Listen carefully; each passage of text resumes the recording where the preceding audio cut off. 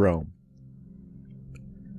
His long, dusty brown hair flickered in the wind, despite the gold headband he used to tie it down. As long as it kept the strays out of his face, he was satisfied.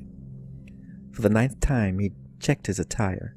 The arm guards were secure, his jerkin was tightly bound by a golden sash. Inside the sash, he checked his various hidden pouches, poison salves, shurikens, lockpicks, throwing daggers, all in place. His brown leather pants were boiled and well-worn, smooth and silent as he was. He checked his deerskin boots. The hidden compartments were intact, and their spring mechanisms were all well oiled.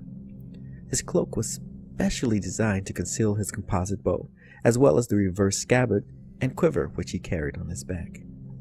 The wind was fickle today, constantly changing. He could tell by the shifting of hot and cold air that it was not going to be easy, especially at this range. But though the wind may seem unpredictable to one such as he, it was an orchestra of movement, and he was the maestro. He knew exactly when it would rise or fall, when it would gust or gale, when it would push or pull. He could feel it, smell it, taste it. His blue eyes were sharp, intense, like a bird of prey. He smiled to himself. The target was well over 2,047 yards, 1,871.84 meters, an almost impossible distance for an arrow to cross with any accuracy. Today, he would earn his pay. Rome rechecked his assignment. His target was a diplomat, above the law, a child molester, and a glutton.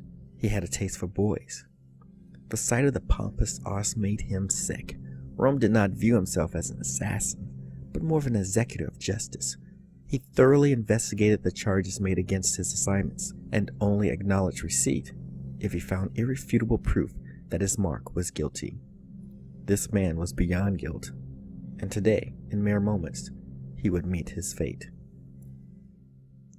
Julian Deere was a big man, big in stature, big in funds, and big in girth.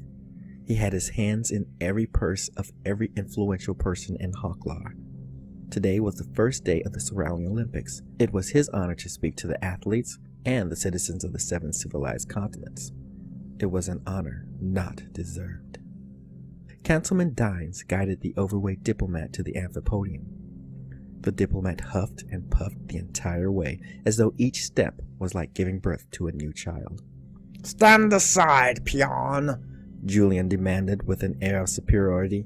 "Today I stand before—" That was all he had time to utter, for from his mouth, like a dainty treat shoved just a bit too far, protruded a golden shaft. Julian's eyes blinked once, twice, and a third time before he toppled over, his head snapping backwards and cracking his skull open against the graveled earth. Tears rolled down his cheeks as the life slowly flittered away from him. Whether the tears were in pain, or from the loss of his stature, or in regret, no one living would ever know. But today, in that moment, justice was served. Rome put away his gear. Normally, he would make more haste, but this was a target no one really cared about. Killing was not something he liked to do, and it hurt him each time as though it were the first. But sometimes, to cure the garden, weeds needed to be plucked.